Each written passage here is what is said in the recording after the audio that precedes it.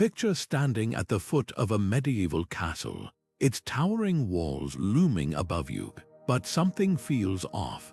The battlements curve inward, the arrow slits point toward the inner courtyard, and the gatehouse seems designed to keep people in rather than out.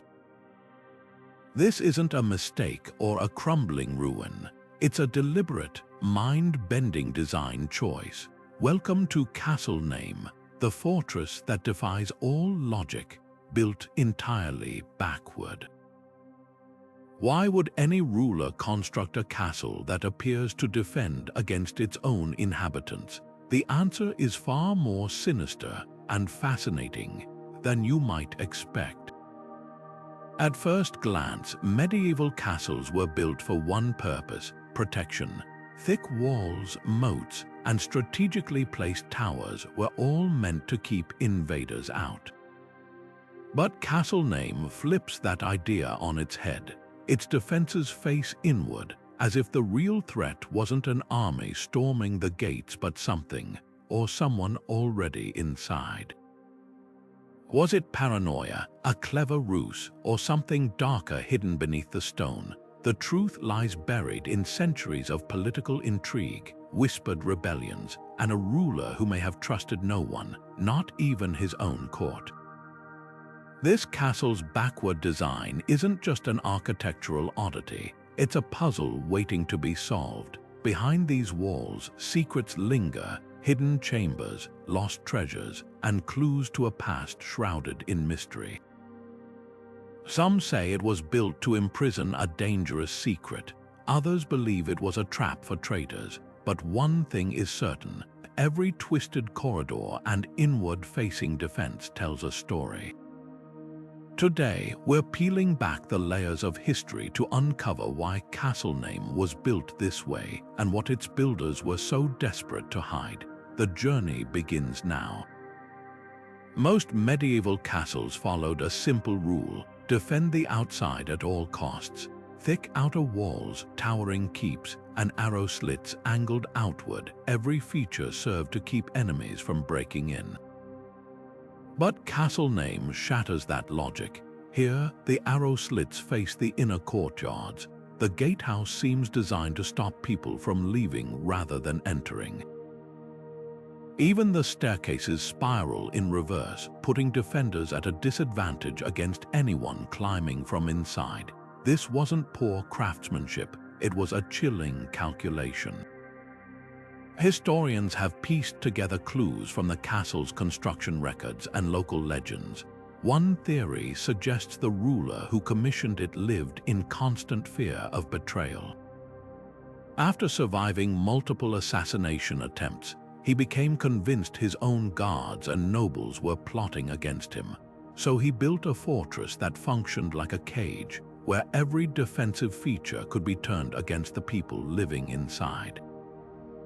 Imagine the paranoia: servants whispering in hallways, soldiers eyeing each other across the courtyard, all while knowing the walls themselves were designed to trap them. But there's another, darker possibility. Some accounts describe secret underground chambers, windowless rooms with heavy iron doors. Were these dungeons for political prisoners? Or something worse, a handful of faded manuscripts mention a containment project, hinting that the castle's inverted design might have served a purpose beyond deterring rebellion. Could it have been built to imprison something, or someone too dangerous to let escape? The castle's oddities don't end there.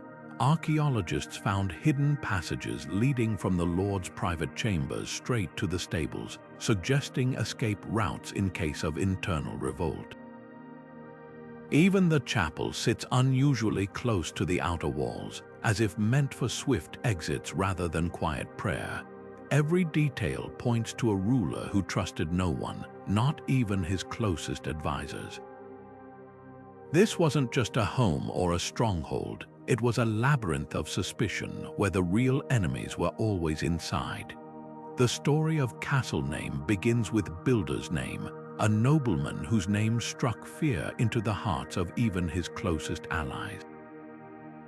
Rising to power in the century, he was known as much for his cunning as for his ruthless suspicion. Court records from the time describe a man who slept with a dagger under his pillow and employed food tasters long after it was customary. But his most lasting legacy wasn't just his paranoia, it was the fortress he designed to embody it. Unlike typical castles of the era, built to showcase wealth or command the landscape, Castle Name was constructed in near secrecy. Laborers were reportedly sworn to silence, and builders from distant regions were hired to prevent leaks. The location itself raises questions perched on the edge of a treacherous ravine, far from major trade routes, yet positioned to monitor a single, little-used mountain pass. This wasn't just a defensive stronghold, it was an isolation chamber in stone. Contemporary accounts suggest Builder's Name's distrust began after a failed coup led by his own brother. The rebellion was crushed, but the psychological damage lingered. From that moment, he saw enemies in every shadow. Even his marriage alliances, normally a source of political strength, became liabilities in his eyes. Letters to his stewards reveal bizarre precautions, rotating guard schedules to prevent camaraderie, separate kitchens for different wings of the castle, and most tellingly orders that no two blood relatives could serve in the same garrison. Yet some historians argue there was more at play than mere suspicion. Fragmented merchant logs mention unusual shipments arriving during construction, quantities of iron far exceeding normal needs, along with barrels of an unidentified black powder. Local folklore speaks of a bound terror in the castle's deepest vault, though whether this refers to a prisoner, a weapon, or something more esoteric remains hotly debated. What's clear is that Builder's Name didn't just fear betrayal, he feared what might happen if certain secrets escaped those inverted walls. The castle's construction timeline adds another layer of mystery. While most great fortresses took decades to complete, Castle Name's core was built with startling speed, as if urgency drove its creation. Mason's marks show teams working around the clock, and payroll records indicate triple wages for night labor. Whatever its purpose, Builder's Name was willing to bankrupt his treasury to see it finished quickly. By the time the last stone was laid, the castle stood as a monument to one man's obsession, a labyrinth where every archway seemed to whisper that the greatest threats come from within.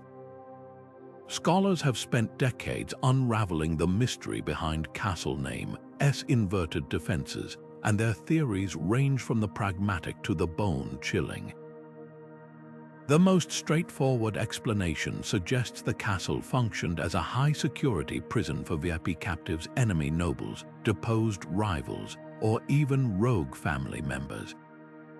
Unlike ordinary dungeons, this fortress was designed with one priority: making escape impossible. Those inward-facing arrow slits, perfect for guards to pick off fleeing prisoners in the courtyards. The reversed staircases, a nightmare for anyone trying to charge upward during a revolt. Even the gatehouse's odd layout makes sense if its real purpose was to funnel escapees into dead ends. Historical records from neighboring regions mention a lord who kept his enemies closer than his friends, lending credence to this theory. But another school of thought points to something far more valuable than prisoners' forbidden knowledge. Some medieval rulers amassed libraries of occult texts, heretical manuscripts, or maps to legendary treasures. If Builder's Name possessed such secrets, a conventional castle's defenses would have been useless against thieves hired by rival factions. By turning the defenses inward, he could station guards to watch the vaults day and night, ensuring no insider could smuggle out what he'd hidden. Archaeologists have noted an unusual concentration of iron reinforcements in the castle's cellars, along with evidence of elaborate locking mechanisms. Were these measures meant to protect gold or something more volatile? Then there's the most unsettling theory. that castle name was a clandestine execution ground. Its remote location and inward-facing design would have muffled screams and concealed evidence of mass killings. The castle's few surviving floor plans show a courtyard with drainage channels too sophisticated for rainwater alone, plus a concealed pit that matches descriptions of medieval oubliettes. Local folklore speaks of the Lord's Justice arriving under cover of darkness, with carts leaving at dawn carrying suspiciously heavy loads. Could the inverted defenses have served a dual purpose, deterring rebellion while hiding atrocities from the outside world? Yet none of these theories fully explain the castle's strangest feature, a network of tunnels leading not to escape routes, but to a single, isolated chamber beneath the foundation. The walls there are scorched, as if by tremendous heat, and 16th century repair records mention replacing stones, melted like candle wax. Whether this points to alchemical experiments, a weapon too dangerous to test outdoors, or something even harder to define, remains one of history's most tantalizing loose ends. What's undeniable is that every stone in Castle Name whispers the same warning. Here, the greatest threats weren't outside the walls, they were already inside. Walking through Castle Name's corridors, you'd never suspect the walls around you are alive with secrets. Tap the right stone, and it might swing open to reveal a narrow passage barely wide enough for a single person. These hidden arteries snake through the fortress, connecting chambers that appear isolated on the surface. One tunnel leads from the Lord's bedchamber directly to the armory, a private route for arming himself without alerting the guards. Another descends into pitch-black vaults beneath the kitchens, where the walls are scarred with deep grooves, as if something heavy had been dragged repeatedly across the floor. But not all passages were built for convenience. Some were designed with far darker intentions. Take the so-called guest corridor near the Great Hall, a beautifully paneled hallway that ends abruptly at a decorative arch. Step through it and the floor tilts beneath your feet, dropping you into a 10-foot pit lined with rusted iron spikes. Similar traps appear throughout the castle. Loose flagstones that trigger hidden crossbows, staircases with missing steps concealed by shadows, even a chapel balcony that collapses under too much weight. These weren't just defensive measures, they were predatory, as if the castle itself hungered for victims. Historians have mapped at least 12 such death traps, each more elaborate than the last. The most chilling sits beneath the throne room, a false treasure vault accessible only by solving a complex puzzle lock. Those who succeeded found themselves in a circular chamber with a single iron grate in the center. Contemporary accounts mention a nobleman who vanished during an audience with the Lord, only for his screams to echo up through the grate hours later. Whether these stories are embellished or not, the message was clear. In Castle Name, even the walls were watching. The purpose of these features goes beyond paranoia. While most castles used hidden passages for escape or espionage, here they form a network of control. Servants could move invisibly to spy on guests. Soldiers could appear suddenly to quell unrest, and the Lord, he could vanish from one room and reappear in another, weaving through his own fortress like a ghost. This wasn't just architecture, it was theater designed to make the castle feel omnipresent and alive. No wonder rumors persisted of prisoners who swore the stones whispered to them at night. Yet the most revealing clue lies in what isn't there. Unlike typical castles of the period, Castle Name lacks a central dungeon. Instead, archaeologists have found over 24 small, isolated cells hidden behind walls or beneath floors. None have windows, none have proper doors, just narrow slots for passing food. And crucially, none are positioned where screams could escape outdoors. This suggests these weren't temporary holding cells but long-term containment, perhaps for prisoners who were never meant to see daylight again. The castle's blueprints, recovered from a dusty archive in the 1920s, show something even more unsettling. Many of these hidden spaces were added after construction, as if the need for secrecy grew over time. Tunnels were rerouted to avoid certain areas. Walls were thickened around particular chambers. One annotation simply reads, "Silence them," next to a shaft leading deep underground. Whether this referred to muffling sounds or something more permanent remains a subject of fierce debate among scholars. What's undeniable is that every twisted passage and concealed drop served a singular purpose: absolute control. In a normal castle, the greatest threat came from outside. But in Castle Name, danger lurked in every shadow, every too quiet corridor, every smiling servant who might know more than they let on. This was a fortress where trust was the deadliest weakness, and the architecture made sure no one ever forgot it. The mind of a ruler can shape stone as surely as any mason's chisel, and in the case of Builder's Name, his psyche left an indelible mark on Castle Name's very foundations. Historical records paint him as a man trapped in a self-made labyrinth of suspicion, where every whisper carried the weight of conspiracy. His personal correspondence reads like a manifesto of mistrust, orders to switch wine goblets with guests, demands for multiple food tasters at every meal, even instructions to burn letters after reading. One particularly chilling note to his steward warns, "The walls have more loyalty than the men who walk them." But this wasn't just the cautiousness of a medieval ruler. Builder's Name's paranoia crossed into obsession. Court physicians' journals describe his deteriorating health, chronic insomnia, a tremor in his hands, and a fixation on checking door hinges for signs of tampering. He reportedly slept in different chambers each night, often disguised as a servant to eavesdrop on conversations. The castle's inverted design begins to make grim sense when viewed through this lens. Every inward-facing arrow slit, every trapped corridor was an extension of his psyche.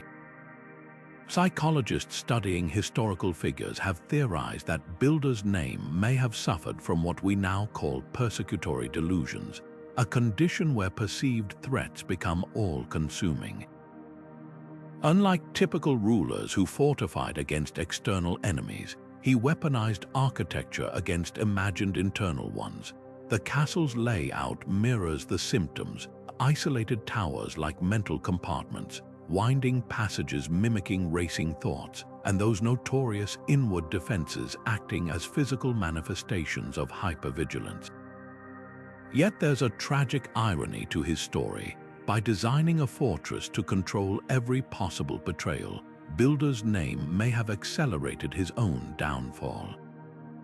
Records suggest his court became a pressure cooker of resentment, where even loyal servants grew fearful of accidental missteps. The final rebellion against him wasn't led by scheming nobles but by his own household guard, men who'd endured years of midnight inspections and loyalty tests.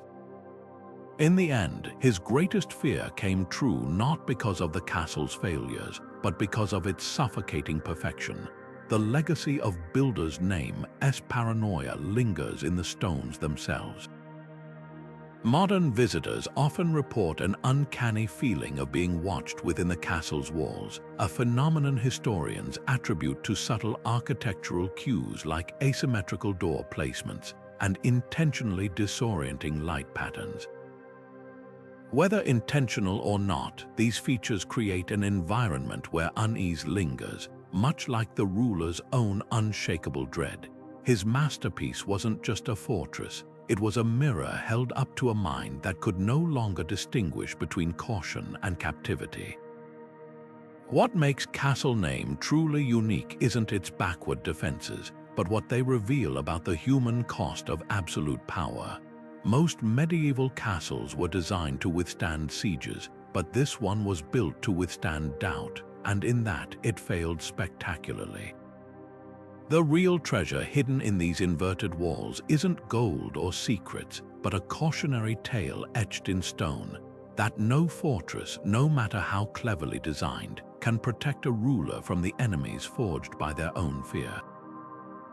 The lavish tapestries still hanging in Castle Name's Great Hall tell one story, a noble residence filled with feasts and pageantry, but scratch beneath the gilded surface and a far darker purpose emerges. Those grand chambers weren't just for show, they were the perfect disguise for what this castle truly was, a gilded cage masquerading as a home. Historians poring over centuries-old inventories have noticed something peculiar. The castle's opulent upper levels contained enough beds to house an entire court, yet its supply records show provisions for twice that number. Where did the extra food go? The answer might lie in the network of cells hidden beneath the floorboards. Take the so-called guest wing, where visiting nobles were supposedly lodged in luxury. Architectural scans reveal hollow spaces behind its paneled walls, narrow corridors barely wide enough for guards to pass single file, lined with small, barred openings. These weren't servant passages, they were surveillance routes, allowing unseen observers to monitor every word spoken in those lavish rooms.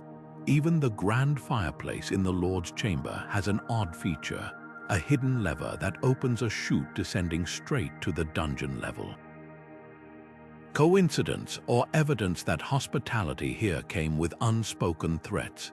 The castle's dual nature becomes undeniable when examining its prisoners. Fragmentary jailer logs list captives ranging from rival knights to scholars, even a disgraced bishop. But what's striking isn't who was held, it's how they were treated. Unlike typical medieval dungeons where high-ranking prisoners lived in relative comfort, Castle Name's inmates endured conditions designed to break both body and spirit.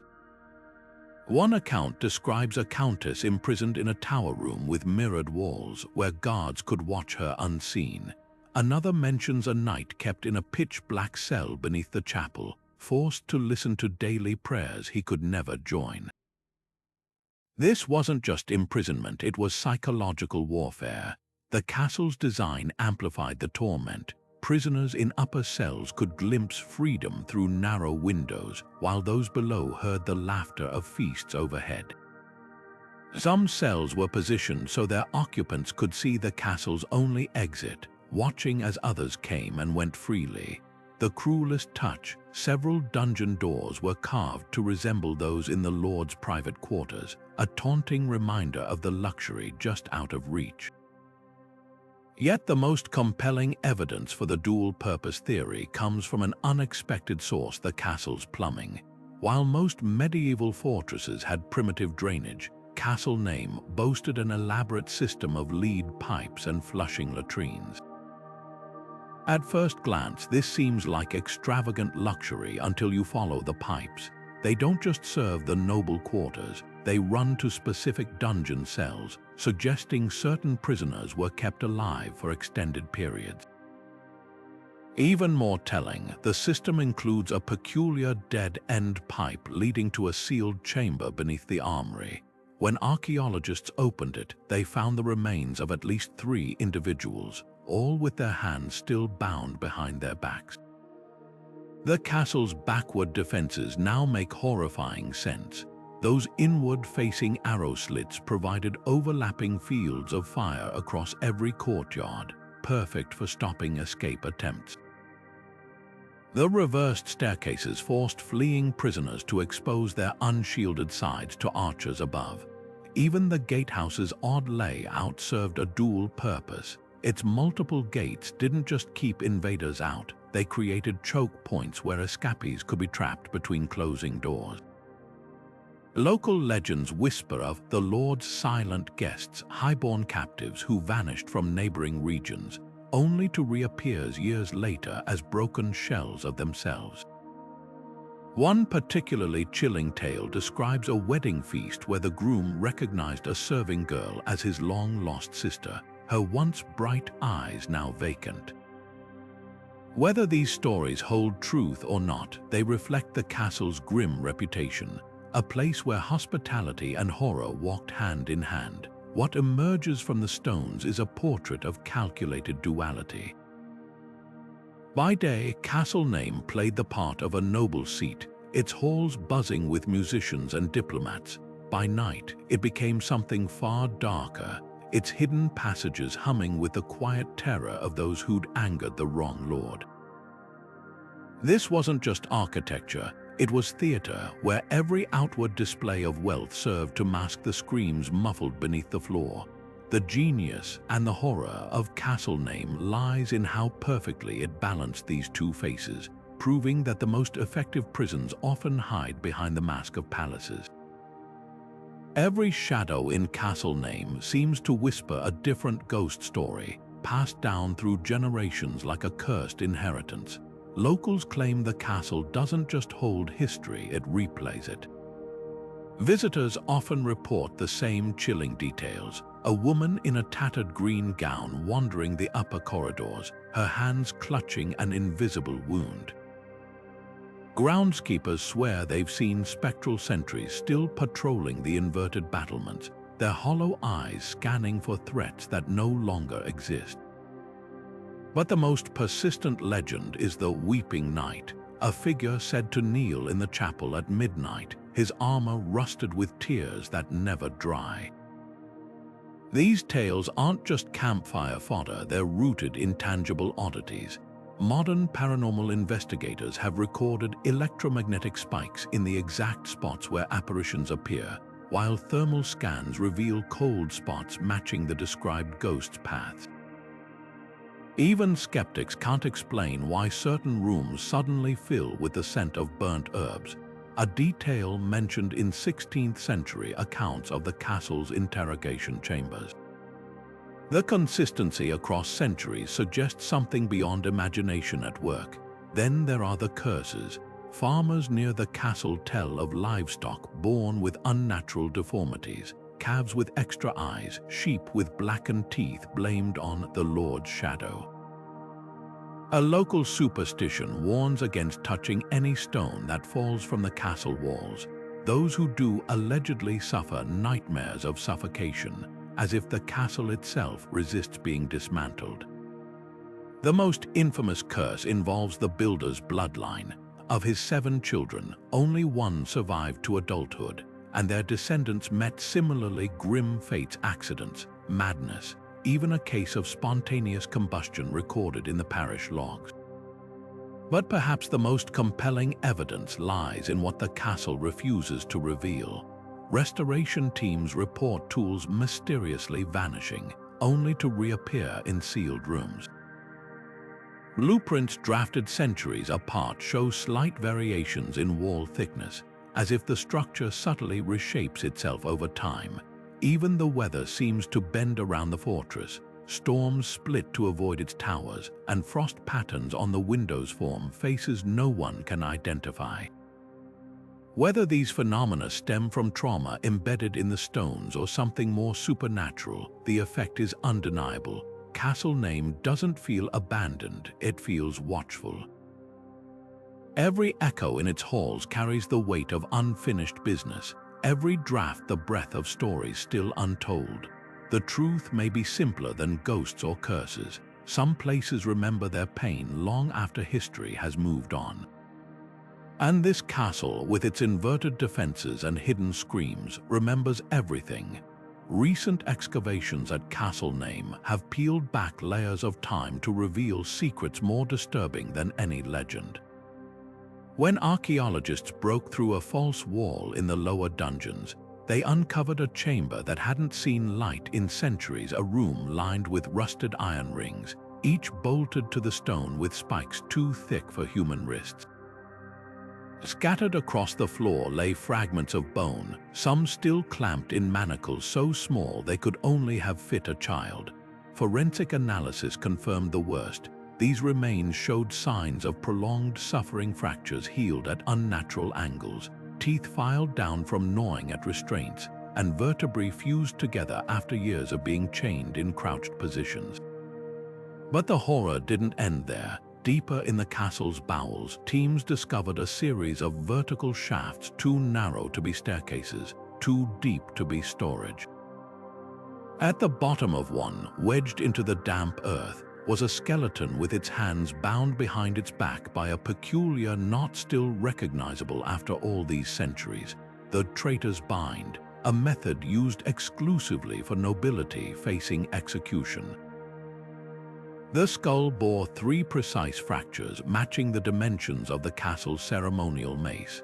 This wasn't just punishment, it was theater, designed to send a message to anyone who might consider rebellion.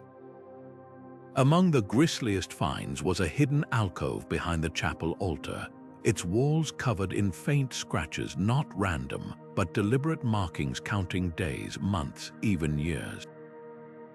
Nearby lay a crude chess set carved from bone, its pieces worn smooth by fingers that would never touch another game. These weren't the relics of common criminals. They were the traces of someone important enough to be kept alive, isolated, and slowly broken. The artifacts raise more questions than answers. One small iron chest contained vellum pages covered in a cipher no cryptographer has cracked, interspersed with alchemical symbols for silence and containment. Another held a set of surgeon's tools, scalpels, bone saws, and a terrifying device resembling a tongue clamp, all meticulously cleaned and stored as if ready for use. Most baffling of all was the discovery of a sealed lead vial in the castle's deepest vault. When conservators carefully opened it, they found a black powder that defied identification, emitting a faint metallic scent that made one researcher violently ill for days. Perhaps the most telling clue came from an overlooked space beneath the kitchens, a soot-blackened hearth with grooves worn into the stone floor. At first assumed to be from dragging heavy pots, closer inspection revealed the marks formed concentric circles, as if something massive had been rotated repeatedly over the flames. Nearby, archaeologists unearthed fragments of a ceramic crucible still stained with an unknown residue that glowed faintly under ultraviolet light. Combined with the castle's ledger entries for special furnaces and shipments of quicksilver, the evidence points to something far darker than mere imprisonment. The bones tell their own stories. Of the 27 skeletons identified so far, nearly half show signs of deliberate malnutrition, not the expected starvation of neglected prisoners, but a calculated deprivation that kept victims alive just long enough. One set of remains belonged to a young woman whose ribs had been surgically separated and rehealed multiple times, as if someone had been practicing a grotesque form of anatomy. Another skeleton, found curled in a fetal position at the bottom of a well, had fingers fused together from what experts believe was prolonged exposure to an unknown caustic substance. Yet for all the suffering etched into these stones, the castle guards its ultimate secret closely. Every discovery seems to lead to another locked door, another cipher, another chamber just out of reach. The most recent ground-penetrating radar scans suggest an entire undiscovered level beneath the known dungeons, a space large enough to hold a small village, with what appear to be man-made tunnels leading even deeper.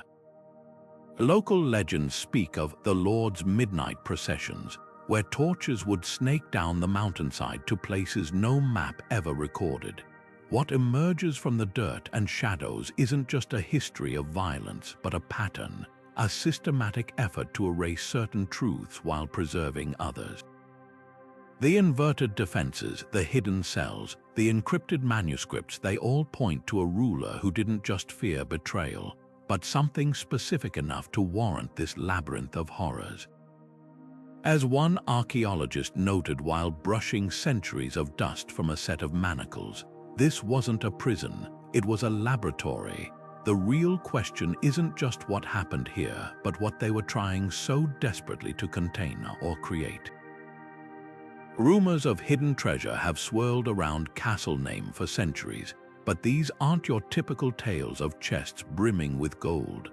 The castle's inverted design suggests something far more calculated, a vault designed not just to store wealth, but to psychologically torment anyone who dared seek it.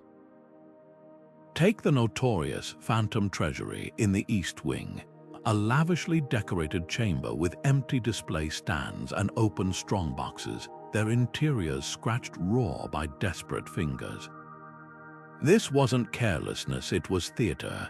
Historical accounts describe how captured thieves were paraded past this room before execution, a final cruel joke emphasizing that the real treasure remained forever out of reach.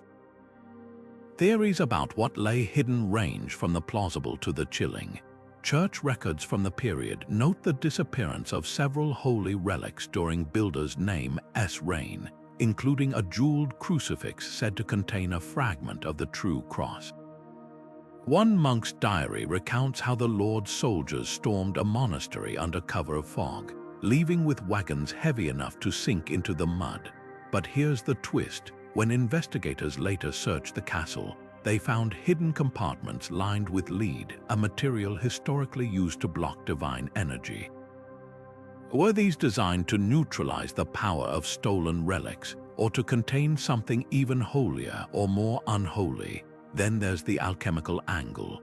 Builder's name's personal library included forbidden texts on transmutation and correspondence with a shadowy figure referred to only as the Silver Sage discusses the great work beneath the foundations. Modern scans of the castle's sublevels reveal a circular chamber with walls coated in mercury residue, a key ingredient in attempts to create the Philosopher's Stone. But the most compelling evidence lies in the castle's water system. While most medieval plumbing used gravity, here the pipes form precise geometric patterns, suggesting they weren't just carrying water, but possibly distilling something far more volatile. Local folklore speaks of a cursed hoard buried during the castle's construction, with variations claiming it was either stolen Templar gold, a king's ransom in silver, or metal that wept like flesh. The few who claimed to have glimpsed it described iron chests that hummed in the dark and locks that bled when picked. Whether superstition or something darker, these stories gained eerie credence when restorers found a sealed vault in the 1960s, its interior walls covered in handprints burned into the stone, as if someone had tried to claw their way out from the inside. The castle's backward defenses make gruesome sense if viewed through this lens. Those inward-facing arrow slits would have given guards clear shots at anyone approaching the treasury from any angle. The reversed staircases forced intruders to fight uphill while exposed. Even the gatehouse's layout created a kill box where treasure hunters could be trapped between closing portcullises. This wasn't just security, it was predation, turning greed into a fatal weakness. Perhaps the most telling clue lies in what wasn't stolen. Despite the castle's fearsome reputation, no major thefts were recorded during Builder's name's reign, not from his coffers, not from his allies. This suggests the real treasure wasn't gold or relics, but something far more valuable to a paranoid ruler: control. By letting rumors of hidden wealth flourish, he turned his fortress into a honeypot, luring enemies into a labyrinth where every corridor ended in a blade. The greatest trick Castle Name ever pulled was convincing the world something precious lay within when its true purpose was to ensure nothing and no one ever left. The inverted walls of Castle Name take on a horrifying new meaning when viewed through the lens of rebellion. While most medieval lords feared invading armies, Builder's name's greatest terror may have come from the people he ruled. Tax records from the period reveal crippling levies imposed on local villages, grain stores emptied, livestock confiscated, even children taken as servants who never returned. When famine struck in year, the desperate populace rose up not once but 3 times. Each revolt ended the same way, heads mounted on the castle gates, and a fresh wave of construction adding yet more inward-facing defenses. The castle's design mirrors this obsession with internal control. Those reversed staircases forced rebels to expose their right sides, typically unshielded, when storming upward. Arrow slits positioned at courtyard level gave archers clear shots at crowds gathering below. Even the castle's water supply was ingeniously sabotaged. Historians found evidence that the well could be poisoned from a hidden lever in the Lord's chambers, turning what should have been a lifeline into a lethal trap. This wasn't just paranoia, it was a calculated system for turning the fortress against its own inhabitants. Surviving peasant petitions paint a chilling picture of life under Builder's Name's rule. One describes a village forced to build sections of the castle's walls, only to be executed within those very stones as mortar offerings. Another tells of a miller's daughter who sang protest ballads, only to disappear into the castle's oubliette, her voice reportedly still echoing during full moons. Whether these accounts are literal or symbolic, they reveal a truth more damning than any ghost story. The castle functioned as a physical manifestation of terror, its inverted architecture screaming that no one was safe, not even in their own homes. Yet the rebellion hypothesis raises a haunting question. If Builder's Name feared his people so deeply, why build his stronghold at the valley's heart instead of some remote peak? The answer may lie in the castle's surveillance capabilities. Its central towers offered unobstructed views of every village for miles, while a system of mirror signals documented in garrison logs allowed warnings to travel faster than any rebel could run. This wasn't just a fortress, it was a panopticon designed to make every subject feel the Lord's gaze upon them at all times. The cruelest irony, some of the castle's most infamous traps were built by the very hands they'd later crush. Masons' marks on the death pits match tools found in nearby villages, suggesting local craftsmen were forced to construct their own instruments of oppression. One particularly poignant discovery was a child's footprint preserved in drying mortar near the gatehouse, likely pressed there during some long-forgotten act of forced labor. These silent witnesses remind us that Castle Name's true horror wasn't just its inverted defenses, but the way it turned community against itself, making victims complicit in their own subjugation. Perhaps the most telling evidence comes from what happened after Builder's Name's death. Within months, villagers stormed the castle, not to loot, but to methodically dismantle its inward-facing mechanisms. They tore out murder holes, bricked up spy corridors, and toppled the reversed staircases in a symbolic act of reclamation. Yet despite their fury, they left the outer walls standing. This selective destruction speaks volumes. The people didn't fear the castle as a stronghold against invaders, but as a weapon that had been turned against them.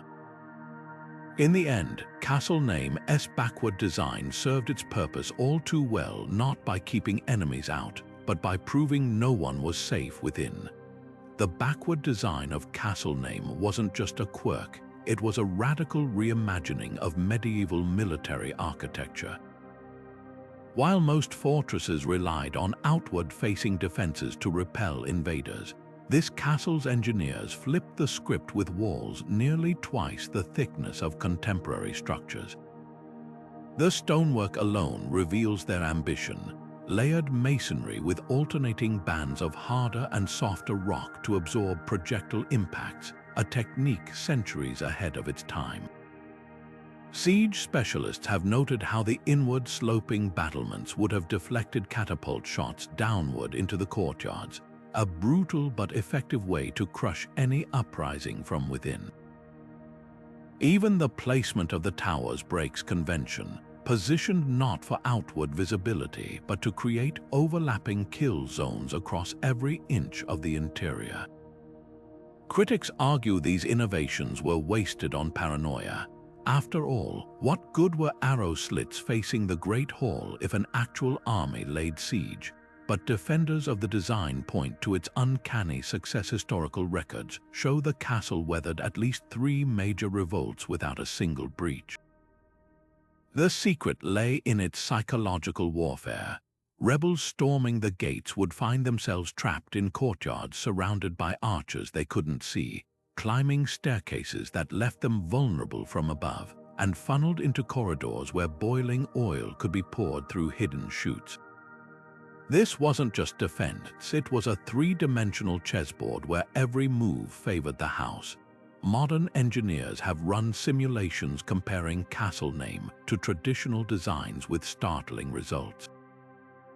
Against external attacks, it performed poorly. Its inverted layout offered weak points for sappers and siege engines, but in internal conflict scenarios, it proved terrifyingly efficient.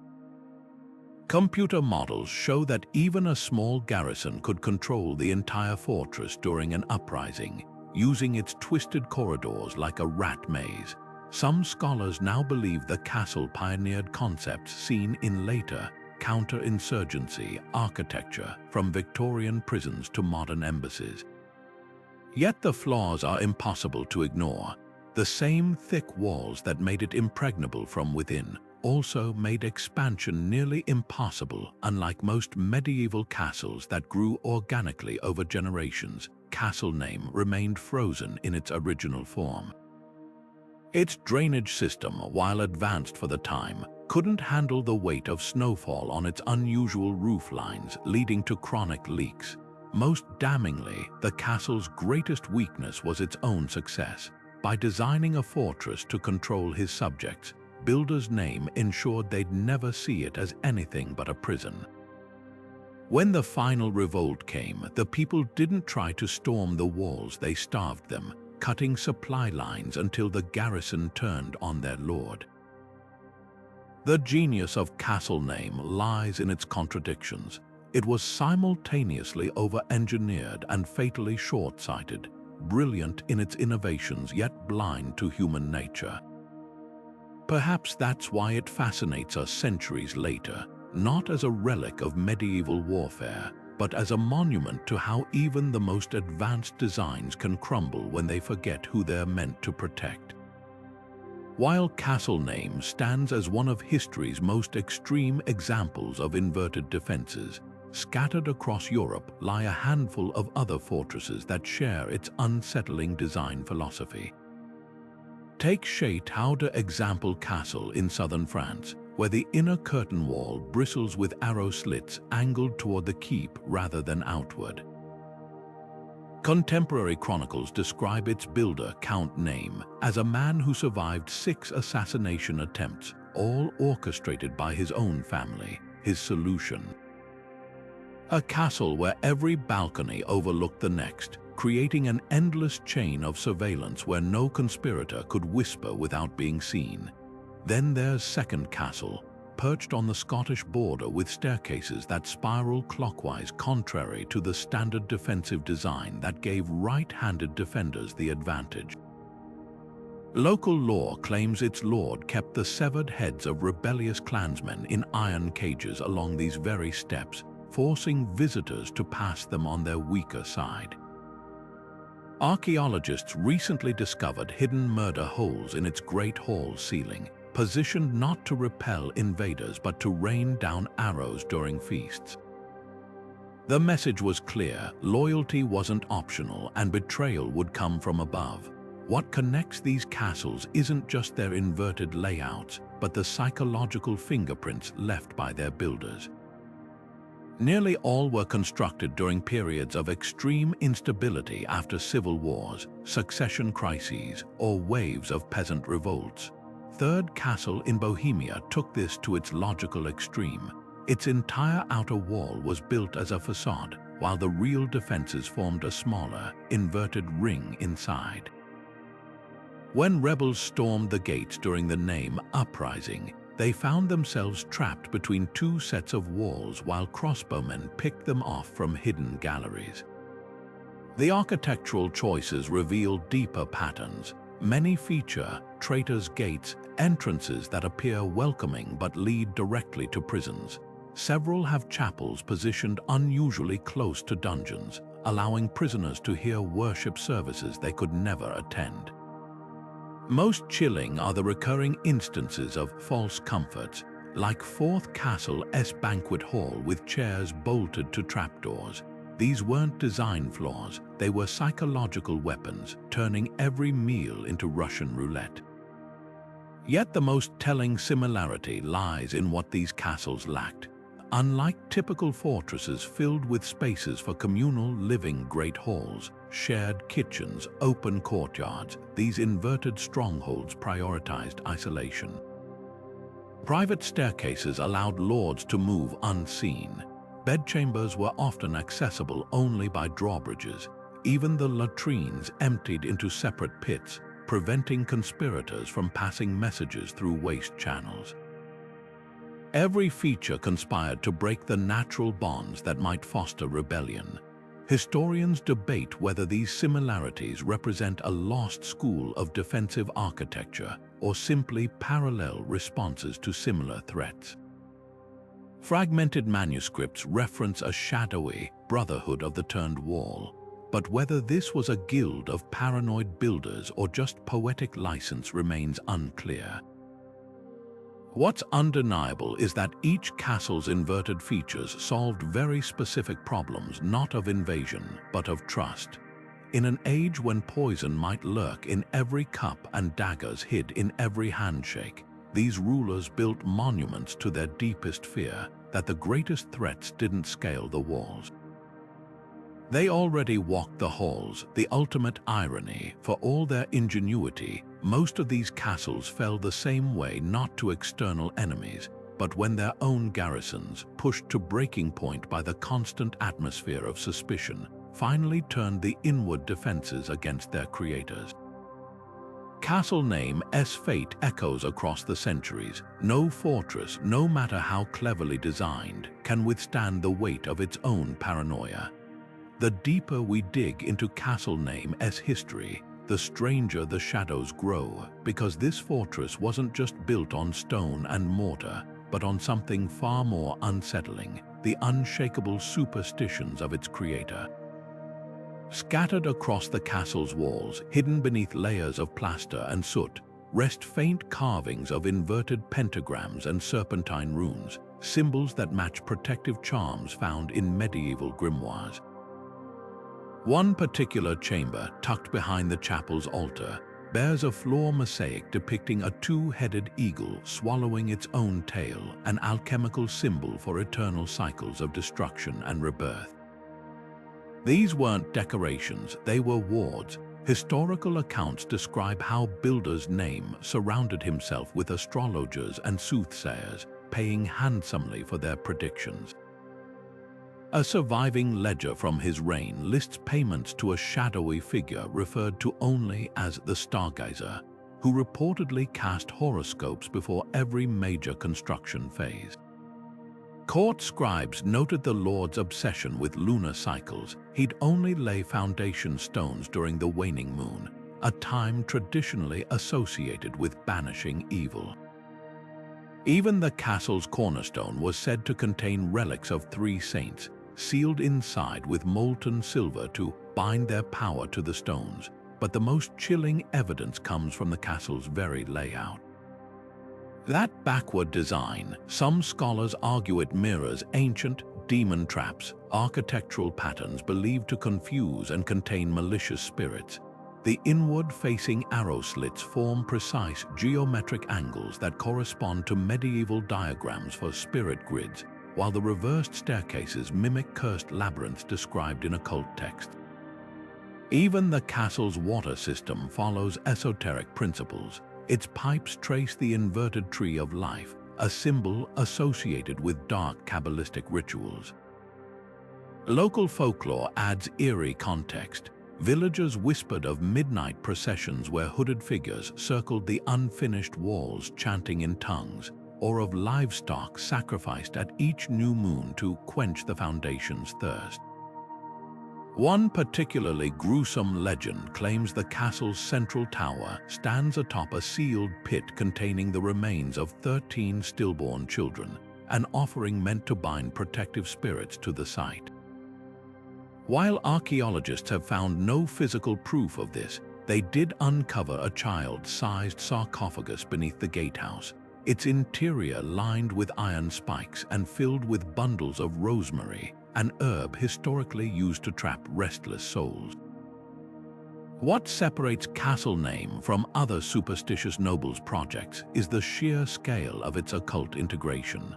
This wasn't just a lord hanging a horseshoe over his door. Every brick, every corridor, every defensive feature seems designed with dual purposes.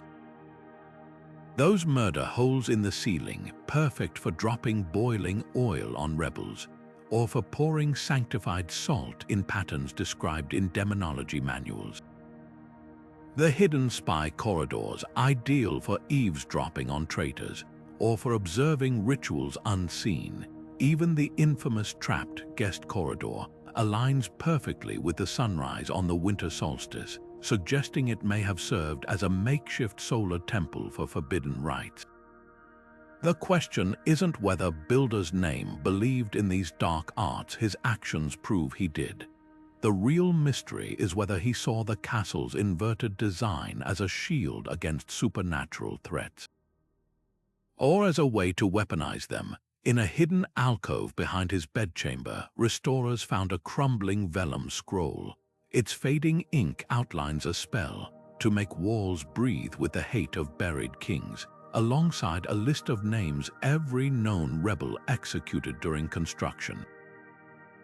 Whether this was madness or malice, one thing is certain: Castle Name doesn't just guard physical secrets, it stands as a monument to the terrifying power of belief and the lengths one man would go to armor his fears in stone.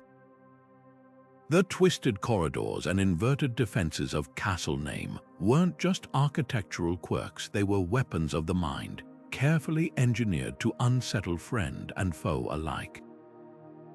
Imagine being an invading general studying the fortress from a distance. Every rule of siegecraft you've learned is useless here. Arrow slits where there shouldn't be any. Staircases spiraling the wrong way. Battlements that seem to dare you to attack while whispering you'll never understand their secrets. This wasn't just a castle, it was a psychological chessboard, and every stone was placed to make opponents doubt their own eyes. History shows the strategy worked. Chroniclers recount how a neighboring lord's army once camped outside the walls for weeks, their engineers scratching heads over siege plans that kept unraveling. Scouts reported soldiers growing jumpy, swearing the castle's shadows moved when no one was there. By the time the attack finally came, hesitation had eroded their morale. The assault collapsed within hours. Builder's Name understood something revolutionary for his time. The most potent defenses aren't just physical but cerebral. A fortress that defied logic became its own deterrent. But the real masterpiece of manipulation was reserved for those living inside. Servants navigating the inverted staircases would feel the walls pressing closer with every step, as if the castle itself was judging them. Nobles attending feasts in the Great Hall couldn't miss the murder holes disguised as decorative ceiling patterns, a silent reminder that every word might be overheard. Even the chapel's stained glass, when studied closely, depicted martyrs being pierced by arrows from below rather than above.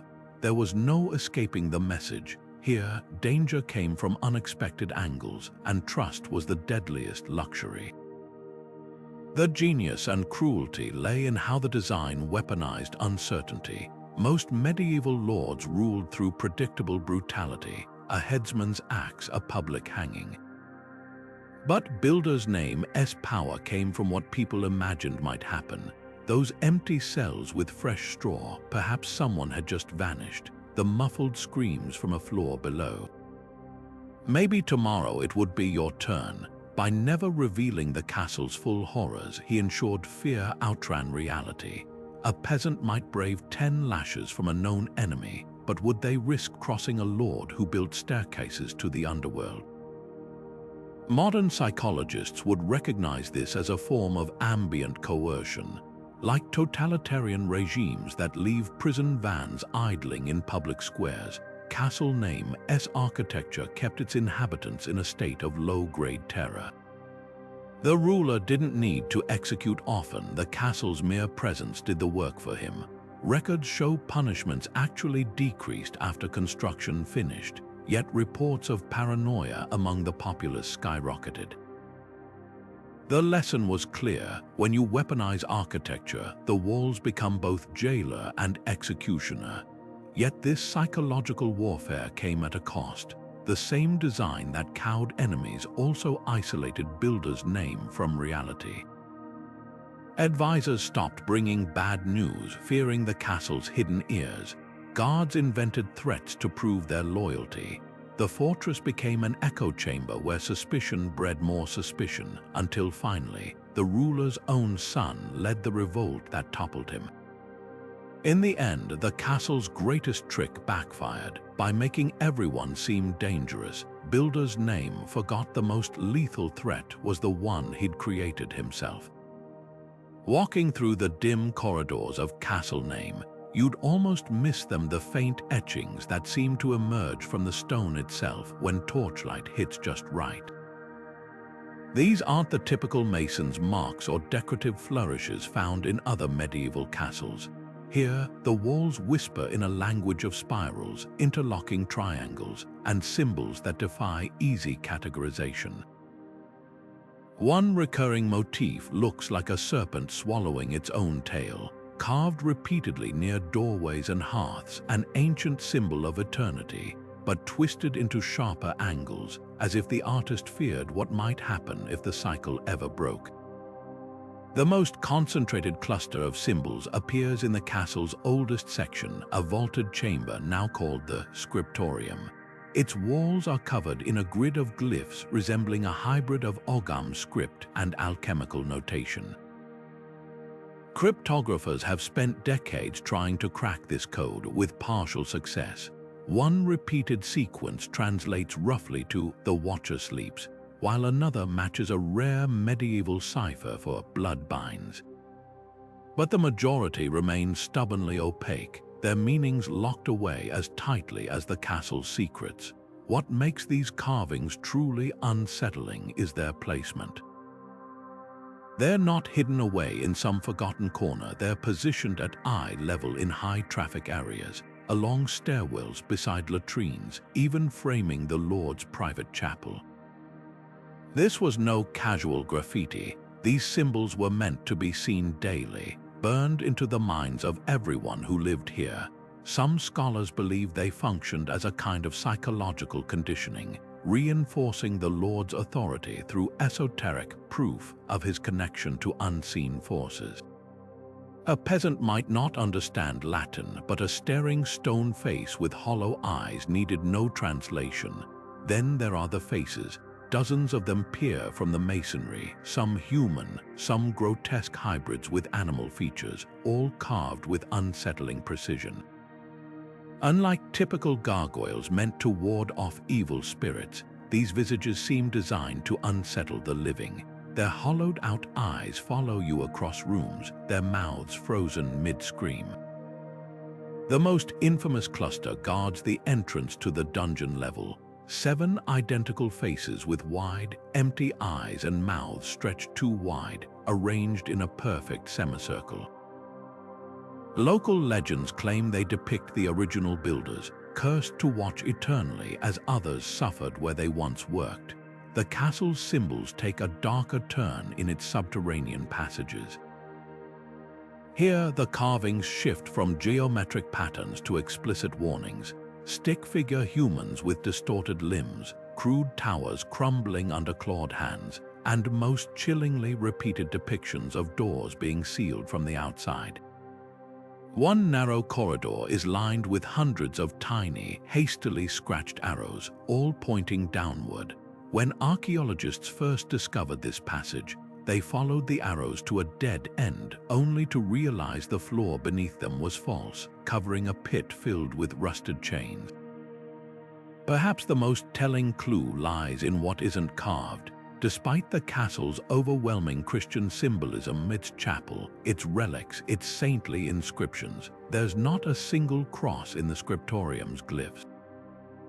Instead, the dominant symbols are inverted triangles and broken circles, motifs associated with pre-Christian folk magic. This wasn't just random superstition. It was a deliberate rejection of the church's protective imagery in favor of something older and far more personal. Theories about the symbol's purpose range from the practical to the paranormal. Some historians argue they were memory aids for complex rituals, medieval mnemonics for ceremonies too dangerous to write down. Others note their resemblance to witch marks found in other European castles, meant to trap malicious spirits in the walls. But the most compelling explanation comes from a fragmentary manuscript found in a nearby monastery, describing how Builder's Name employed a blind carver to etch the old signs into the stones, believing only someone who couldn't see the symbols could handle their power without going mad. What's undeniable is that these weren't decorations. They were part of the castle's defensive system, not against armies but against knowledge. In an age when literacy was rare, symbols held immense power. By saturating his fortress with indecipherable codes, Builder's Name created an environment where even the walls seemed to hold secrets too dangerous to share. The true genius of Castle Name wasn't just its inverted architecture, it was the way every stone whispered that some truth should stay buried. The final days of Builder's Name are as shrouded in mystery as the castle he designed. Official records from the period offer only a single cryptic line. The Lord departed this world without witness or ceremony. No funeral procession, no tomb, no deathbed confession, just silence where there should have been fanfare. Given his lifelong obsession with control, such an unmarked exit seems impossible. This wasn't a man who'd slip away quietly. So what really happened to the architect of Europe's most unsettling fortress? One faction of historians points to the political climate. In the months before his disappearance, neighboring lords had begun forming alliances against him, weary of his paranoia spilling across borders. A fragmentary letter from a rival spy mentions a blade gifted in darkness and a debt settled without coin. Could this hint at assassination? It wouldn't have been difficult despite his precautions. Builder's Name still attended quarterly councils where food and drink were served communally. A well-placed poison or a bribed guard could explain the lack of a body. Yet if he was murdered, why stage his vanishing instead of displaying his corpse as a warning to other tyrants? Then there's the escape theory. Among the castle's hidden features is a tunnel leading from the Lord's chambers directly to the riverbank, wide enough for a single rider and stocked with preserved supplies. Some argue this was his final contingency, used when rebellion became inevitable. A handful of merchant logs from Venice mention a pale nobleman with northern eyes purchasing passage to Alexandria around that time, accompanied by guards who spoke an unfamiliar dialect. Intriguingly, the castle's treasury was found intact after his disappearance, suggesting if he fled, he did so without his wealth. But a man who built his life around control wouldn't abandon his masterpiece without cause. The most chilling possibility comes from the castle staff themselves. Servants' testimonies given years later under oath describe strange occurrences in the final weeks. The Lord stopped appearing in public, communicating only through notes slipped under doors. Food trays left outside his chambers would vanish, only to reappear untouched hours later. One laundress swore she saw his shadow pacing the scriptorium long after scouts confirmed his horse was missing. These accounts birthed the legend that Builder's Name never left at all, that he'd become so entwined with his creation that the stones absorbed him. Modern investigations lend eerie credence to this idea. Ground-penetrating radar recently detected an anomaly beneath the castle's central tower, a hollow space too small to be a chamber, yet containing dense metallic objects arranged in a pattern matching the Lord's known jewelry preferences. When archaeologists attempted to drill a core sample, the equipment failed inexplicably 3 times. Whether this is evidence of burial or mere coincidence remains hotly debated. Perhaps the truth lies somewhere between history and folklore. Medieval minds understood that some men don't die, they simply become their obsessions. Builder's name spent his life crafting a fortress that mirrored his psyche, so it's fitting that his end would mirror its mysteries. Like the inverted arrow slits and trapped corridors he designed, his disappearance forces us to question where the man ended and the monument began. The castle still stands after all, and in its stones, his presence lingers like a shadow cast backward through time. Ground-penetrating radar has peeled back layers of time at castle name, exposing secrets the builders never intended to reveal. Recent scans uncovered a labyrinth of previously unknown chambers sprawling beneath the fortress, some small and empty, others vast enough to stable horses. The most startling discovery, a perfectly circular room 30 feet below the chapel, its walls lined with iron hooks spaced precisely 2 hand widths apart. Researchers initially assumed it was a storage vault until they noticed the floor grooved in concentric circles, matching descriptions of medieval torture devices designed to rotate victims under interrogation. But the real breakthrough came with LiDAR scanning, which mapped every inch of the castle's inverted defenses in unprecedented detail. The technology revealed hidden channels in the walls, narrow conduits that once allowed voices to travel from the dungeons straight to the Lord's private chambers. Imagine the psychological power of a ruler who could hear whispered confessions without ever leaving his bed. Even more chilling are the thermal anomalies detected in the scriptorium, where certain stones retain heat differently despite identical composition, suggesting they were repeatedly exposed to intense, localized heat sources unlike anything used for cooking or warmth. Among the artifacts recovered from these newly discovered spaces, one stands out: a lead box containing 7 iron nails, each twisted into a spiral and sealed with wax. X-rays show they encase fragments of human finger bones, according to osteologists, ritually broken before being bound. This matches medieval accounts of witch nails, believed to trap malicious spirits. But why hide them beneath a chapel? The answer may lie in another find: a crumbling parchment scrap sealed inside the castle's cornerstone, bearing a single phrase in builder's name, handwriting, "The price of silence."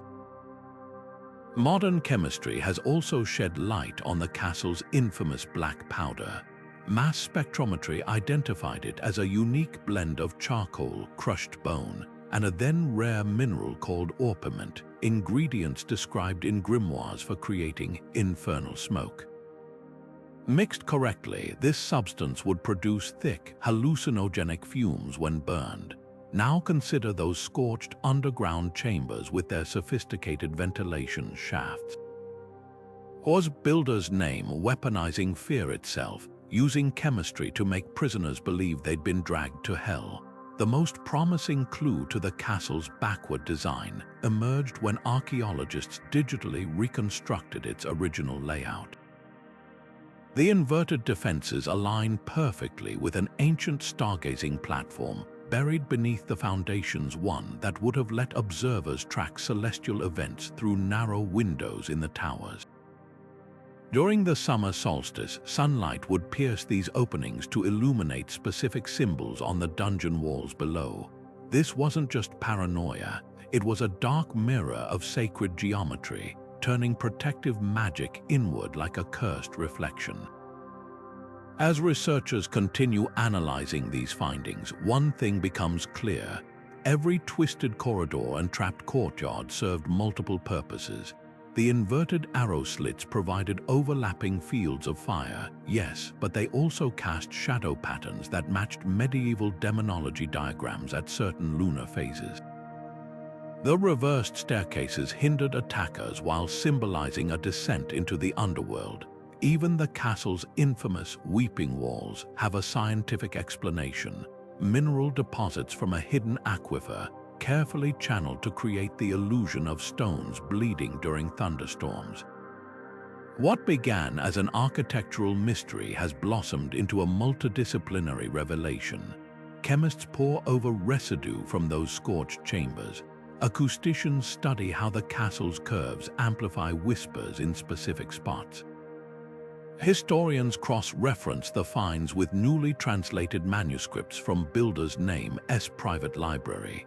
Each discovery peels back another layer, revealing a fortress that wasn't just built backward. It was engineered to be a living nightmare, a prison for the body and the mind.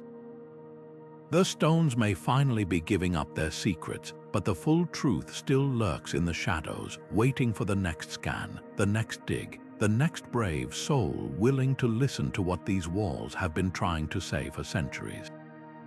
Some historians have dismissed castle name's backward design as a simple construction error, the medieval equivalent of a blueprint gone wrong. After all, medieval builders weren't infallible. But this theory collapses under scrutiny when you examine the precision of every inverted feature. Those inward-facing arrow slits, each one is angled with mathematical exactness to cover specific kill zones in the courtyard. The reversed staircases, their unusual clockwise spirals match rare examples from other paranoid rulers' strongholds, proving this wasn't a mason's mistake but a deliberate choice. Even the castle's foundation stones bear marks indicating they were shaped and placed with painstaking care, hardly the work of careless laborers. Then there's the argument that the design served no strategic purpose at all, that it was merely an eccentric lord's vanity project. But vanity doesn't explain the hidden murder holes or the dungeon cells disguised as storerooms. Compare castle name to genuinely ornamental castles of the era, like Example Castle, where whimsical towers served no defensive role. The difference is stark. One was built for show, the other for control. Even the castle's location defies the vanity theory, perched on a remote cliff rather than a prestigious trade route. If this was just about ego, why hide it from the world? Treasure hunters love to speculate about vaults of gold hidden beneath the stones, but the evidence tells a different story. Excavations have turned up no hoards of coins or gemstones, just those eerie lead-lined chambers and scorched alchemical equipment. More tellingly, the castle's own financial records survive, showing builder's name bankrupted himself to fund construction. If he'd possessed legendary wealth, why borrow from moneylenders to pay his stonemasons? The real treasure here wasn't material, it was power of a kind that couldn't be stolen. Perhaps the weakest theory is that the backward design was meant to confuse invaders. Any military engineer will tell you that unconventional layouts can backfire. Siege tactics rely on predictability. Why train your archers to shoot inward when an actual army would attack from outside? The answer lies in the castle's garrison logs, which describe drills focused entirely on suppressing internal unrest. Those inverted defenses weren't for repelling outsiders, they were for controlling the people already trapped within. Even the popular prison for nobles theory has gaps. While the castle certainly held high-status captives, its design goes far beyond what typical VIP dungeons required. Most noble prisoners lived in relative comfort, with space to receive visitors and even exercise. Castle name cells, by contrast, were designed for prolonged isolation, soundproofed, lightless, and accessible only through hidden passages. This wasn't just imprisonment, it was disappearance engineered in stone. The truth is, none of these surface-level explanations account for the castle's chilling coherence. Every oddity, from the reversed staircases to the whispering walls, fits together like pieces of a nightmare. Accident, vanity, treasure, these aren't just wrong answers, they're distractions from the real story carved into these stones. Castle name wasn't built backward by mistake. It was built that way because its creator saw threats where others saw trust, and weaponized architecture to turn that vision into reality.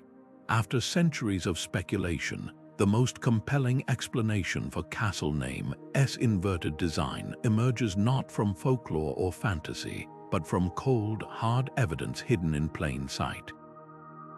Meticulously cross-referencing crumbling tax records with garrison inventories reveals a startling pattern. The castle's construction coincided precisely with the disappearance of over 24 nobles from neighboring regions. These weren't random abductions. The missing were all practitioners of the arcane sciences, alchemists, astrologers, and scholars of forbidden texts. Contemporary chronicles describe how Builder's Name hosted a grand symposium for these intellectuals months before breaking ground, offering lavish patronage for their specialized knowledge. Not a single attendee was ever seen again after entering the castle gates. The architecture itself betrays its true purpose. Those inward-facing arrow slits align perfectly with the castle's inner courtyards, not to stop invaders, but to maintain overlapping fields of fire on the central tower, the only structure with windows barred from the outside. Excavations beneath this tower uncovered iron manacles bolted to stone chairs, each positioned where the archers above had clean shots. Even the infamous reversed staircases served a calculated function. Their clockwise spiral forced right-handed prisoners, the majority, to fight upward with their weaker side exposed should they attempt escape. Most damning are the castle's hidden acoustics. Recent laser scans revealed hollow channels in the walls that amplify sound from specific chambers to the Lord's private quarters. One such conduit runs directly from what archaeologists initially mistook for a chapel to an underground cell lined with sound-absorbing horsehair plaster. This wasn't a place of worship, it was an interrogation chamber disguised as sacred space, where screams would resonate upward as whispered confessions to a ruler who played both jailer and confessor.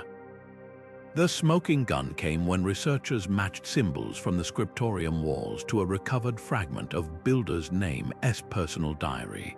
His frantic entries describe binding the weavers of cursed arts and walls that swallow whispers. But one passage stands out, a diagram labeling the castle's concentric defenses as rings of containment, with the innermost circle marked by an alchemical symbol for quicksilver, a substance medieval scholars believed could trap spirits. This wasn't just metaphor. Conservators found mercury residue in precisely the indicated location, pooled beneath flagstones that show signs of being repeatedly heated and cooled. Perhaps the most chilling validation comes from an unexpected source, the castle's drainage system. While most medieval castles channeled waste outward, castle name S pipes funneled everything to a central cistern beneath the dungeons. Analysis of sediment layers revealed abnormally high concentrations of lead, arsenic, and most tellingly traces of a rare Mediterranean herb used in truth serums. The implications are unmistakable. This was a system designed not for sanitation, but for collecting and controlling every substance that passed through prisoners' bodies. Yet the true genius and horror of the design lies in its psychological dimensions. By making the defenses face inward, Builder's Name turned the castle into a self-sustaining ecosystem of paranoia. Guards watching prisoners, prisoners watching each other, even the Lord himself listening through stone veins to every whimper and confession. No single explanation captures the full truth. It was prison, laboratory, and occult containment vessel woven into one. The backward architecture wasn't an error or eccentricity. It was the perfect manifestation of a mind that saw threats in every shadow and built a world where the walls themselves became his accomplices. What remains isn't just a castle, but a frozen moment of pathological brilliance, a three-dimensional snapshot of how far one man would go to control forces he feared but couldn't destroy. The stones whisper the same lesson they did centuries ago. Sometimes the most dangerous prisons aren't meant to keep people out, but to ensure what's inside never gets free. Though castle name stands alone in its complete inversion of defensive logic, its ghost lingers in the stonework of later fortresses across Europe. Take the infamous Château d'Example in southern France, constructed 2 centuries later with a peculiar feature. Its inner curtain walls studded with arrow slits angled not outward but toward the keep itself. Local records attribute this to Duke Name, a ruler who survived 3 family-led coups and reportedly slept in a different chamber nightly. Sound familiar? The similarities go beyond paranoia. Scans reveal hidden passages allowing the Duke's guards to appear suddenly in any room, a direct echo of Builder's Name spy corridors. Even the chapel's placement mirrors castle name S, positioned for quick exits rather than reflection. The backward castle's influence stretches further east to Second Fortress in Bohemia, where 16th century renovations included a traitor's gate that funneled visitors through a courtyard lined with inward-facing gun ports. Historians long assumed this was a clumsy retrofit until they uncovered the architect's personal journal referencing the Northern Master's folly as inspiration. Here, the lesson wasn't just about controlling insiders, but manipulating perception. Like castle name S psychological warfare, Second Fortress S design made threats feel omnipresent. Guests described an uncanny sensation of being watched from all sides, though few could pinpoint why. Modern LiDAR mapping solved the riddle. Carefully calculated sightlines ensured every public space had at least 3 hidden observation points. But the most telling legacy lies in what wasn't copied. Later architects cherry-picked castle name S tricks while avoiding its fatal flaw, isolation. The Venetian third castle S inverted murder holes, for example, coexisted with lavish gardens meant to foster loyalty among courtiers. England's fourth stronghold used reversed staircases only in its prison tower, not the residential wings. These adaptations reveal a hard-earned truth: fear alone can't sustain power. Where Builder's Name weaponized architecture to sever connections, his successors balanced control with calculated camaraderie. The backward castle's true immortality may reside in modern security design. Intelligence headquarters with rooms within rooms, embassies where every window is really a one-way mirror, even data centers with exit-only labyrinths, all carry whispers of castle name S inverted genius. One counterterrorism expert anonymously admitted studying its layout while designing a high-security facility, noting how its defensive introversion inspired panic room placements. The castle stones whisper across centuries that the most potent threats often wear familiar faces, and that the architecture of distrust, once perfected, never truly goes extinct. Even in broad daylight, visitors to castle name describe an uncanny shift in atmosphere the moment they pass through its gates. Temperature drops of 10 degrees or more occur in specific spots, not near windows or drafts, but in the middle of sealed corridors where no natural explanation exists. Thermal imaging confirms these anomalies, capturing cold patches that move against air currents like invisible pools of winter. Some guests report their breath visibly fogging in rooms where the stone walls seem to exhale an unnatural chill. The auditory phenomena defy logic even further. Audio recordings from empty chambers pick up muffled conversations in languages long extinct from the region. Phrases in medieval dialects whispering from walls that haven't heard them spoken aloud in centuries. One particularly clear EVP captured in the scriptorium repeats a phrase linguists later identified as an archaic curse: bound by stone, silent by blood. Visitors standing near the infamous trapped corridor often describe hearing distant screams that stop abruptly, though no other tourists are present in that section. Visual encounters escalate from unsettling to downright chilling. Multiple credible witnesses, including historians and security personnel, report seeing a woman in a tattered green gown drifting along the upper gallery. Her description matches a noblewoman documented as vanishing during builder's name S. reign after being accused of witchcraft. More disturbing are the accounts from the dungeon level, where shadow figures have been photographed reaching through barred doors, their elongated fingers appearing solid enough to cast shadows, yet leaving no trace when investigators examine the cells. The psychological effects are perhaps the most revealing. Guest books contain hundreds of entries describing identical sensations, an overwhelming urge to flee certain rooms, sudden disorientation in familiar corridors, and the persistent feeling of being herded away from specific areas. Psychologists studying these reactions note they cluster around locations where historical records indicate the worst atrocities occurred. The chapel's confessional booth, for instance, triggers panic attacks in visitors despite no visible threats, a reaction that aligns with its secret function as an interrogation chamber. Paranormal investigators have documented even stranger occurrences during overnight lockdowns. Motion sensors trigger in sequence along the inverted staircases, as if someone invisible ascends them. Thermal cameras capture human-shaped heat signatures that fade when approached. Most baffling are the electromagnetic spikes centered on the iron rings in the hidden underground chamber. Readings so powerful they temporarily disable equipment, yet with no detectable power source.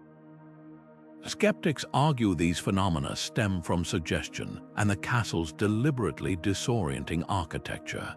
Yet even they struggle to explain incidents like the tourist who snapped a photo of an empty courtyard, only to discover the developed image showed a hooded figure standing exactly where she'd felt an unseen presence.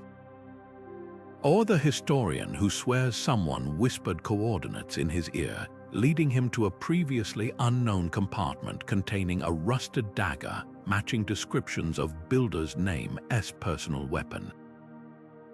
Whether these encounters are residual energy or something more sentient, one pattern emerges: the activity intensifies near areas tied to containment. Cold spots cluster around former prison cells, whispers echo loudest near the sealed oubliettes. Shadow figures congregate where symbols of binding adorn the walls. It's as if the stones themselves remember their original purpose, not just to keep people out, but to ensure what was sealed within never escaped. The castle's backward design may have failed its creator in life, but in death, it seems to be functioning exactly as intended. Despite its dark legacy, Castle Name stands today as a monument to history's complexities, a paradox of cruelty and craftsmanship that modern conservationists fight to preserve. Teams of archaeologists, stonemasons, and historians now work in delicate balance, stabilizing crumbling battlements while ensuring the castle's unsettling truths remain visible beneath layers of restoration. The challenges are immense. Centuries of weathering have left mortar brittle as old bones, and entire sections of the inward sloping walls threaten collapse under their own tortured geometry. Yet every repaired stone serves a dual purpose, protecting the physical structure while maintaining the psychological impact of its original design. The conservation approach here is unlike any typical medieval restoration. Where most projects aim to recreate a building's former glory, Castle Name S team follows a philosophy called stabilized decay, keeping the structure safe for visitors while preserving its aura of unease. That means leaving the scorch marks on dungeon walls intact, reinforcing but not disguising the trapped corridors, and even maintaining the eerie acoustics that make whispers carry unnaturally through certain chambers. Specialists use traditional materials, lime mortar mixed with local sands, iron reinforcements forged using medieval techniques, not for historical purity alone, but because modern substitutes would alter the castle's unsettling ambience. A concrete patch might last longer, but it would deaden the hollow echo of footsteps that makes visitors instinctively glance over their shoulders. Funding these efforts requires confronting ethical dilemmas. Some argue the castle's horrors don't deserve preservation, that letting nature reclaim the stones would be poetic justice. But historians counter that erasing castle name would whitewash a critical chapter in humanity's capacity for institutionalized cruelty. The conservation team walks this tightrope daily, installing discreet lighting to illuminate hidden carvings without diminishing their ominous presence, building wheelchair ramps that follow original servants' routes rather than disrupt the labyrinthine flow. Even their tools reflect this balance. Laser scanners map every crack in the masonry, while handmade chisels carve replacement stones with the same imperfect edges the original builders left. Visitors play an unexpected role in preservation. Unlike sanitized historical sites where touching artifacts is forbidden, Castle Name incorporates guest interactions into its conservation strategy. Guided tours invite participants to press parchment against the scriptorium's walls, capturing rubbings of fading symbols before they vanish forever. Nighttime sound mapping sessions have tourists whisper into ancient corridors while audio engineers record how the architecture distorts voices, data that helps pinpoint structural weaknesses. This hands-on approach transforms guests from passive observers into active participants in the castle's survival, forging emotional connections that transcend its grim reputation. Perhaps the most groundbreaking work happens beneath the surface. Geophysicists recently completed a subterranean scan so detailed it revealed individual nail holes in long-buried dungeon doors. This digital archive, stored in climate-controlled servers across 3 continents, ensures that even if the physical castle crumbles, its secrets won't vanish.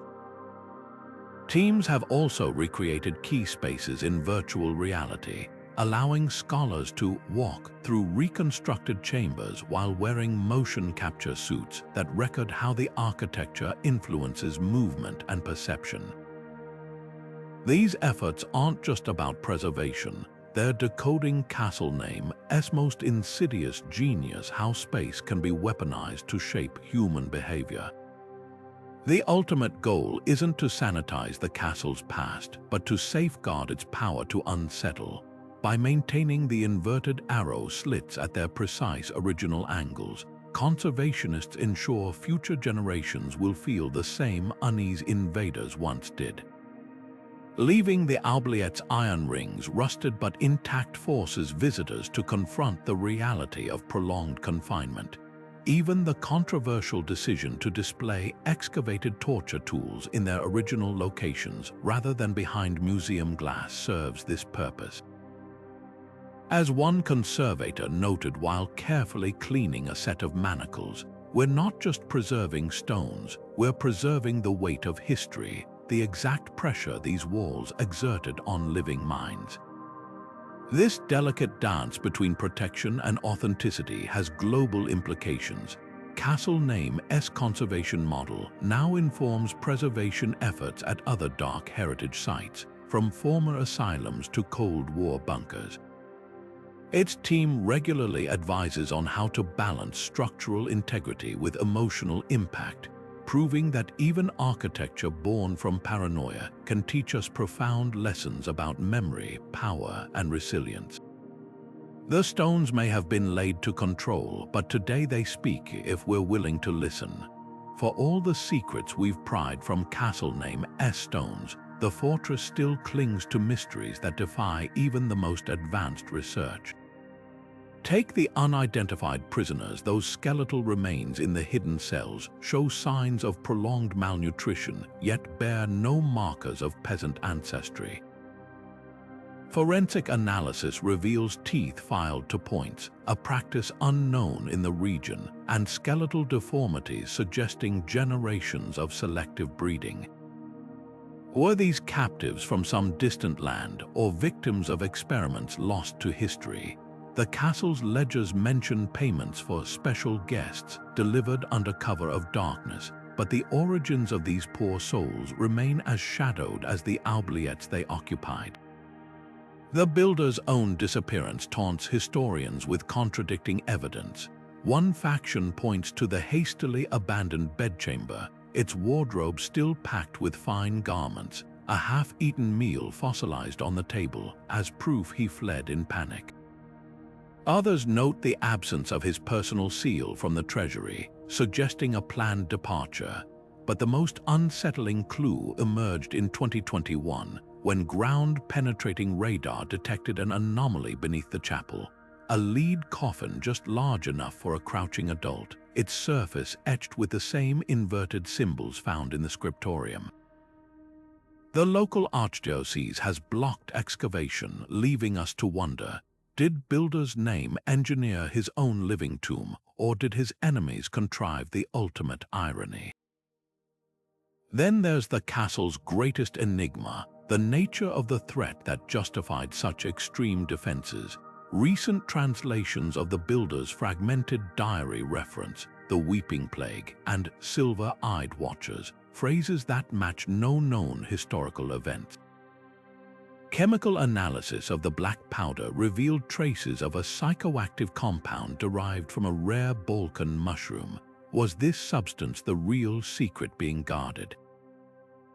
Or was it merely a tool for extracting others? The deeper we dig, the more the questions multiply like reflections in a hall of mirrors.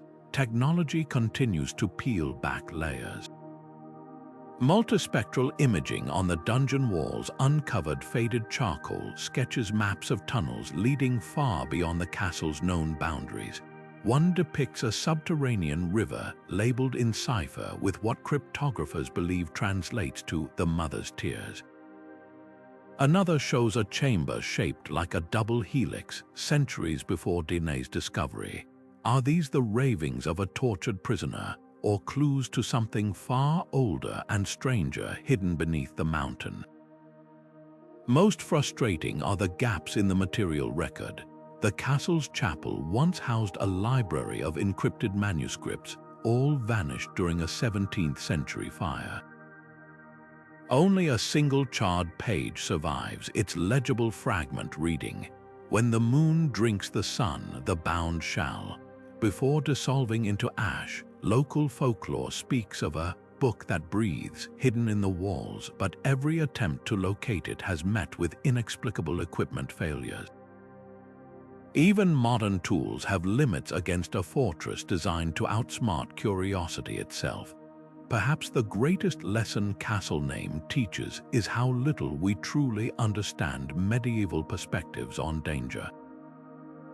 Our modern minds parse threats through lenses of politics and psychology, but the builder inhabited a world where alchemy, astronomy, and theology intertwined seamlessly. Those inverted defenses might not have been purely physical. They could represent a desperate attempt to ward off perceived cosmic threats, to build a fortress against the unraveling of reality itself. Until we decipher the last cipher or unseal the final chamber, the stones will keep whispering half-heard warnings, their full meaning always just beyond reach. The backward castle remains one of history's most perplexing enigmas, a stone riddle wrapped in centuries of dust and whispers. Its inverted defenses weren't just architectural quirks, they were a deliberate unraveling of everything medieval builders understood about protection. Those inward-facing arrow slits, the staircases spiraling against convention, the gatehouse that seems to guard against escape rather than invasion, they all point to a chilling truth. This fortress wasn't designed to repel outsiders, but to imprison something already within its walls. Legends cling to these stones like ivy, each more unsettling than the last. Some say the castle was built to contain a noble family's darkest secret, a bloodline cursed with madness, locked away to preserve a dynasty's reputation. Others whisper of alchemical experiments gone horribly wrong, of a ruler who dabbled in forces he couldn't control and needed walls strong enough to hold his mistakes. The most persistent tale speaks of a captive so dangerous, so politically volatile, that conventional dungeons wouldn't suffice a prisoner who demanded an entire fortress turned inside out like a glove. Yet the castle's secrets may be more profound than any single theory. Its design reflects a mind that saw threats in every shadow, a ruler who weaponized architecture to manifest his paranoia. Those hidden passages and trapped corridors weren't just practical, they were psychological, turning the fortress into a living nightmare where trust was impossible.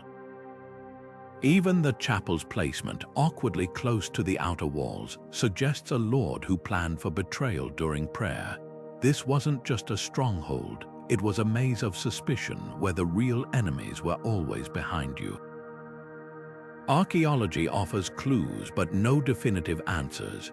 The scorched underground chambers hint at rituals or punishments lost to time. The child-sized manacles suggest horrors too grim to document. Even the castle's financial records raise questions why bankrupt a treasury to build in such a remote location unless secrecy mattered more than prestige. Every discovery peels back another layer, only to reveal deeper mysteries beneath. Perhaps the truth lies in the contradictions. This was a castle that defied logic yet functioned with brutal efficiency. A place that isolated its builder yet made him omnipresent through hidden spy holes and whispering walls. A prison that held its captors as tightly as its captives. The stones don't give up their secrets easily. They demand we confront the darker corners of history where power and fear intersect. So what do you think Castlemaine was truly built to contain? A forbidden truth, a dangerous person, or something beyond our modern understanding? The comments are open for your theories, and if you've enjoyed this journey into history's shadows, don't forget to subscribe. After all, the past is full of puzzles waiting to be unraveled, and we're just getting started.